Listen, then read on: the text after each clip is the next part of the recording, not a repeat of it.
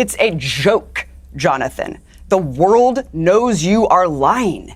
You have lost the plot. You know who can't come home? The 17,000 children that Israelis have slaughtered.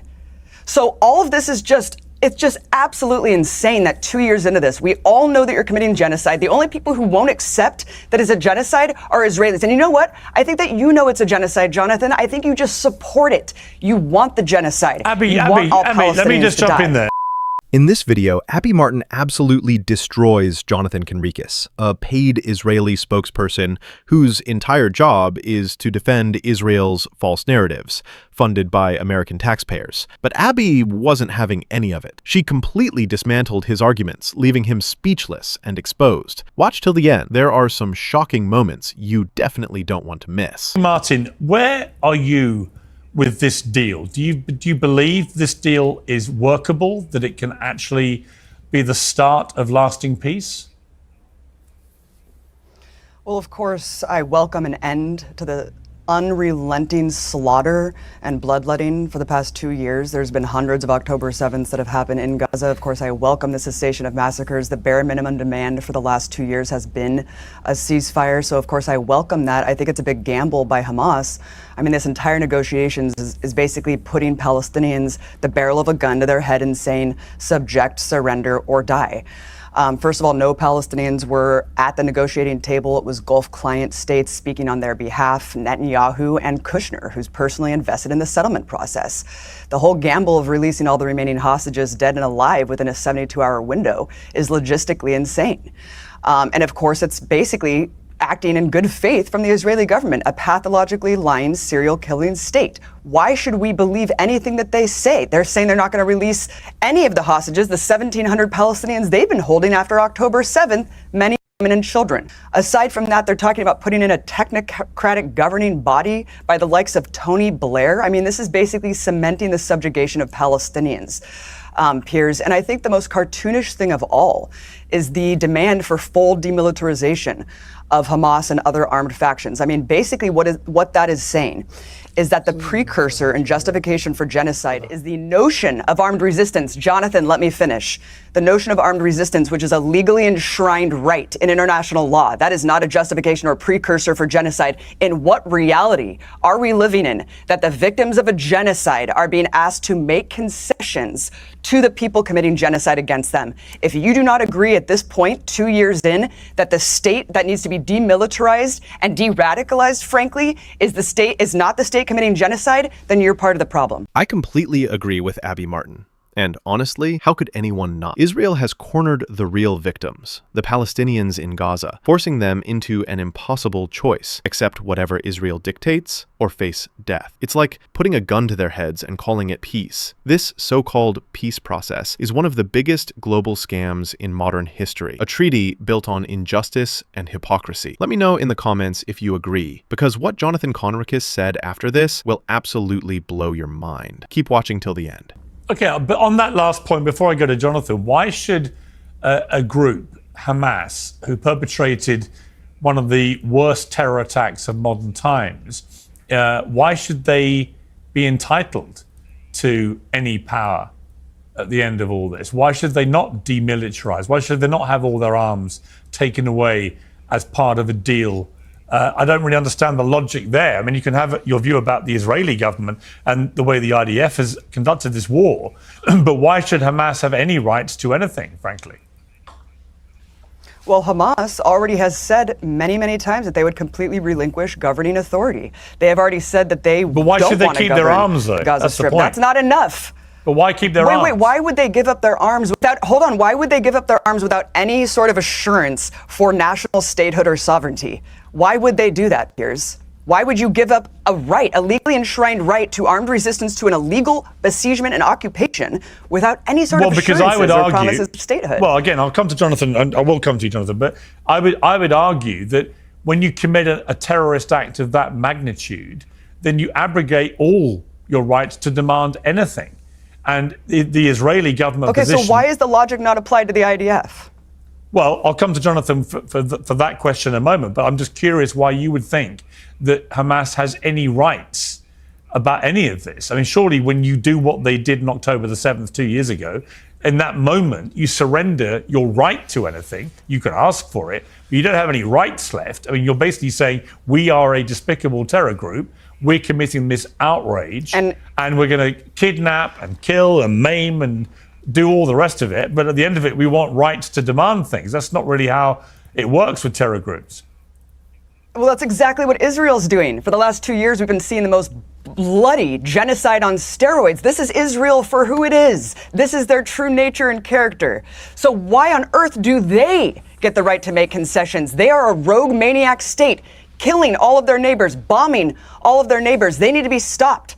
They need to be stopped. Why do they have any rights to demand concessions for the victims of the genocide that they're perpetrating, Piers? Okay. Why? All right. Well, let me ask Jonathan, why?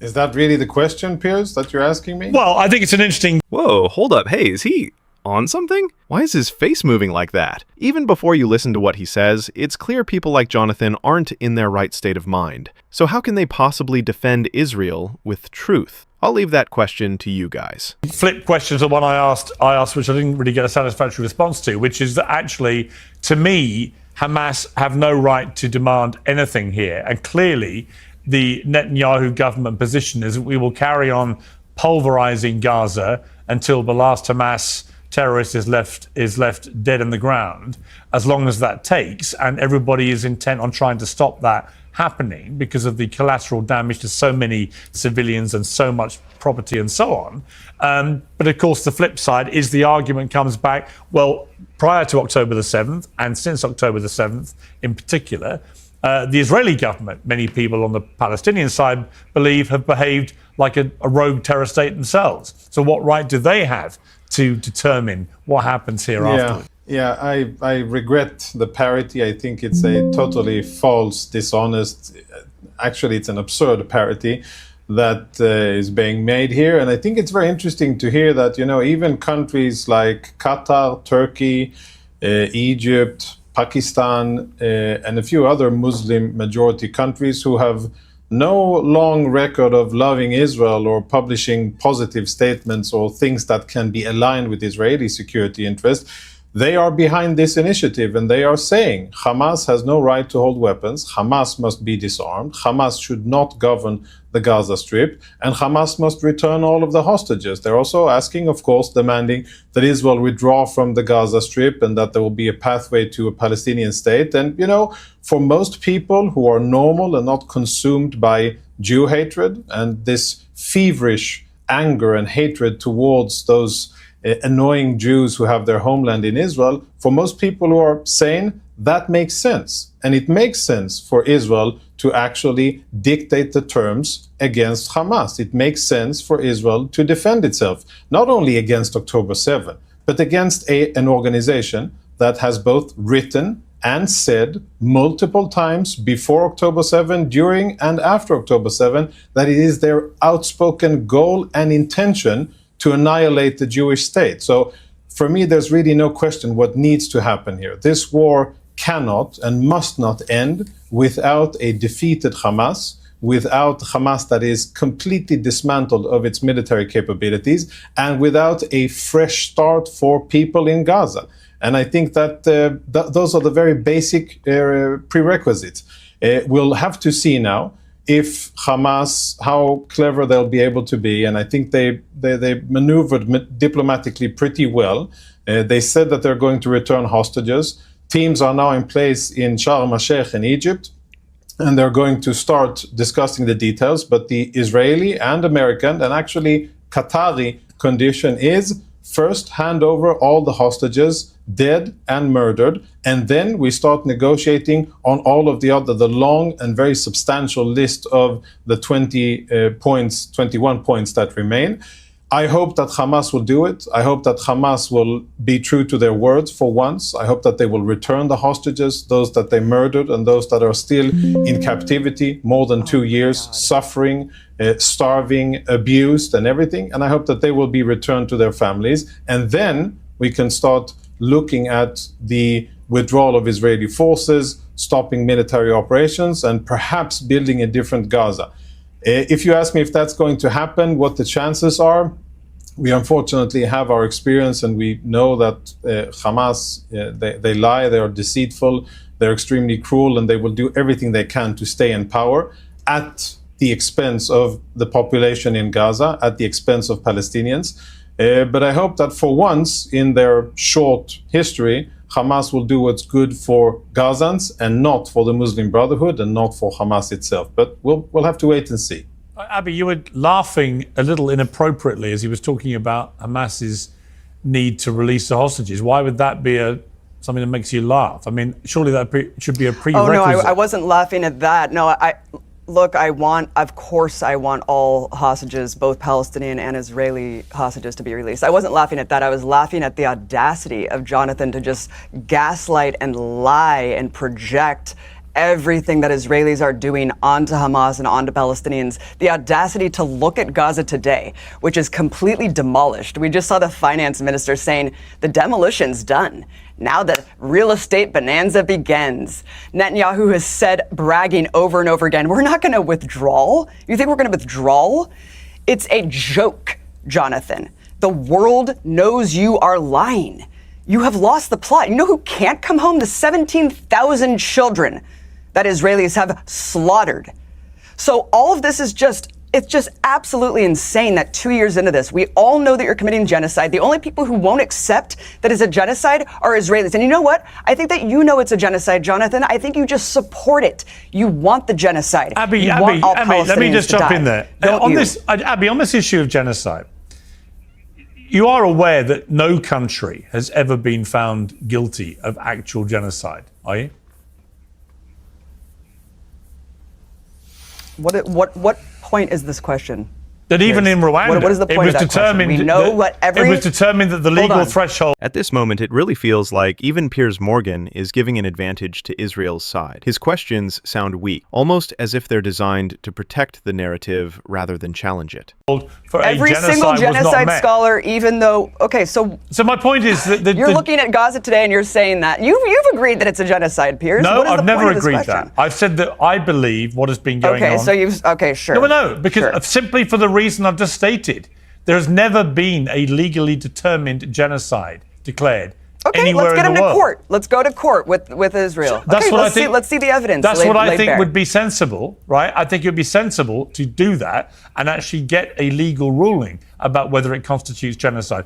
I believe the Israeli government. 100%. Unfortunately, it's being completed. By the way. And Jonathan and I have discussed this. I just think that it gets thrown around all the time, and people get attacked for not saying it's a genocide. I get stopped by people in the street, call it a genocide.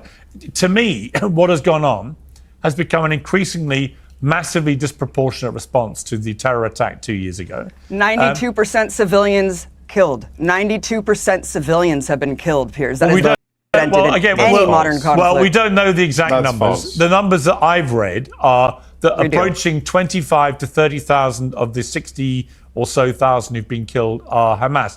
But here's my point about that. We don't actually know, because actually the refusal by the Israeli government, and Jonathan, I know, agrees with me on this point, the refusal to allow international journalists into Gaza to verify this stuff is one of the biggest problems of this war. We just don't know what these numbers are. And it's an ongoing running sore that journalists can't do their job and get to the truth. But Jonathan, on this... Piers, I think we should address something, on the topic of numbers and, these big, important, historically loaded terms like genocide, like apartheid, like famine.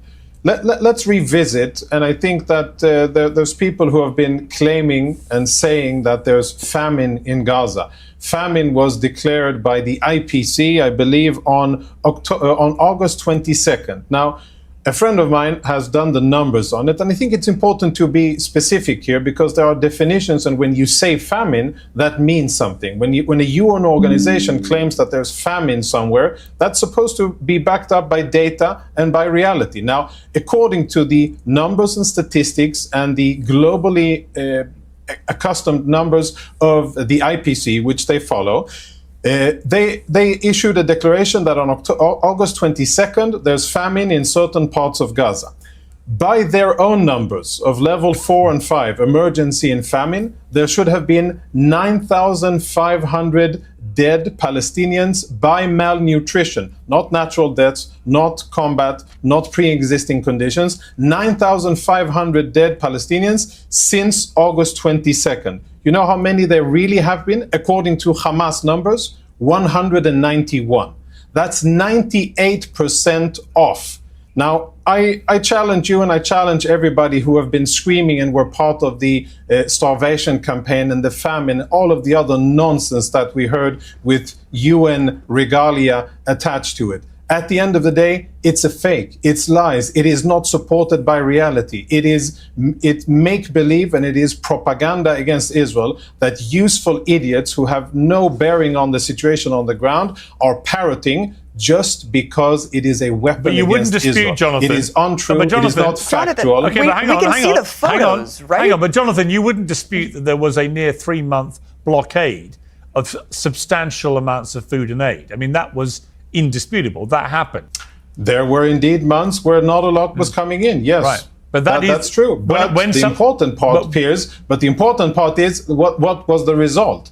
The important part is, okay, that was done by Israel and it was said by Israeli leadership. It was challenged by the defense establishment and there were a lot of internal discussions. But at the end of the day, when UN affiliated organizations declared famine and every journalist, editor, media personality and talking heads repeated that as if that was gospel, nobody looks at the numbers. And even today, a month and a half after that, is anybody held accountable for these libelous, false, grotesque claims? Well, why Isn't don't we, it supposed to mean something why when do we you say agree? Why that don't we there is agree? a famine Okay, and so why don't we, nobody's Abby, I died? will come to you. So why don't we agree? Rather like with genocide, right? I have believed that the rhetoric coming out of Smodrich and Ben-Gvir in particular has made it clear there's been a policy by large sections of this government of ethnic cleansing. They would like to see all the Palestinians gone from Gaza and preferably the West Bank too. Thankfully, in this new plan,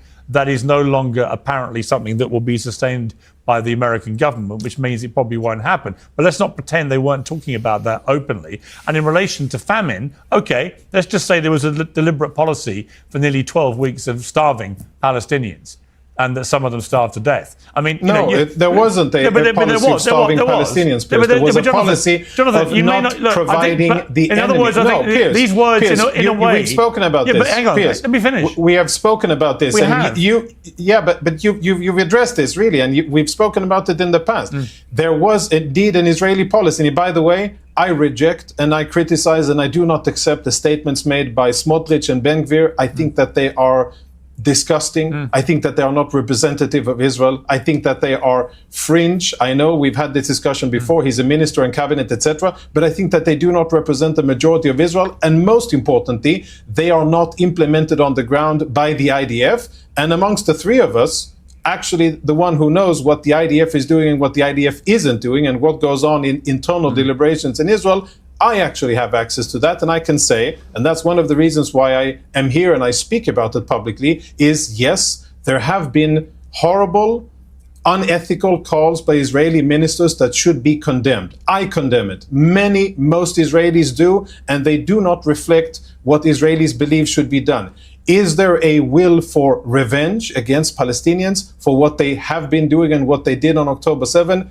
Definitely yes. But that is not what the IDF has been doing. The IDF has been fighting Hamas and they have been applying military force proportionately according to military necessity against military targets. All right, that is what the IDF has been doing. Okay. And if we're honest, last sentence, yes, I know I'm speaking longly, last sentence, Israel is the only country that has been forced to provide food and fuel to its enemy. If you can give me any other example in modern history of a combating side that is forced to feed. It's the law. When you're illegally besieging no, it's not the law. It's not the law that you feed your enemy. Yes, it is. No, it is not the law. It is not the law. It is not the law. Hang on. I'll let you have a good long... Like what? Really, Jonathan? Like what is the newspaper and what is the TV channel you follow? Your paid Israeli media, Jonathan? Because you just repeated your master Benjamin Netanyahu. When he was asked if Israel has stopped food trucks from entering Gaza, your master said this. Why do they say Israel's like starving the people of Gaza? Well, because we're trying to get the food in, and we let food trucks in, and guess what happens when we let them in?